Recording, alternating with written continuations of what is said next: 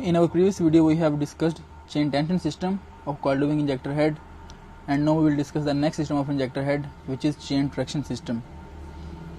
Chain traction system is used to provide the required force to the injector chains so that they could grip coil tubing pipe while running in or pull out of valve bore. To understand the working of chain traction system, consider this diagram. As we have already discussed, coil tubing pipe is run into the valve bore with the help of these opposite moving chains. Here we can see that coil tubing pipe is run into the valve bore with the help of these opposite moving chains. Now, to provide strong grip to this coil tubing pipe, it is required that these chains must be pushed towards each other. It is done with the help of these 6 cylinders. As we can see in this diagram that these 6 cylinders are connected to these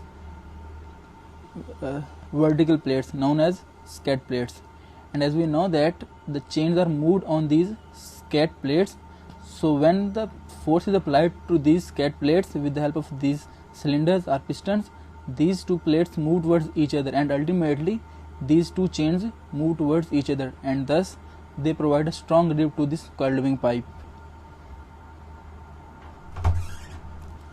Here in this diagram,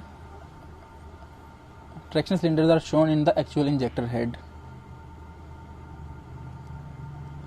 3 separate hydraulic circuits are used to provide the hydraulic force to these 6 cylinders, and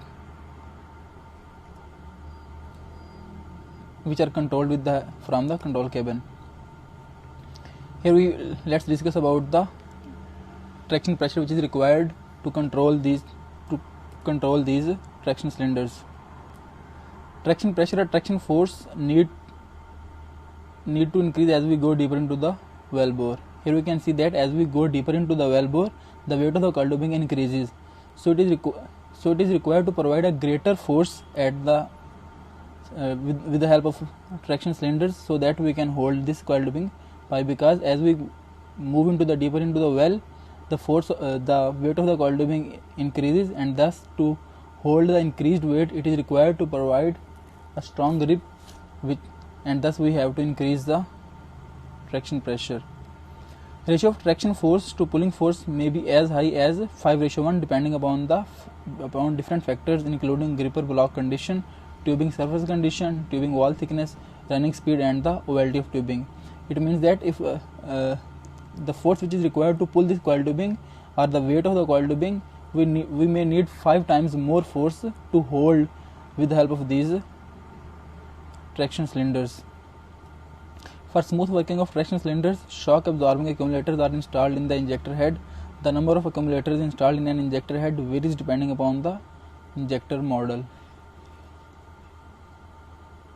That's all for this video. We will see the next system of the injector head in our next video. Thank you very much.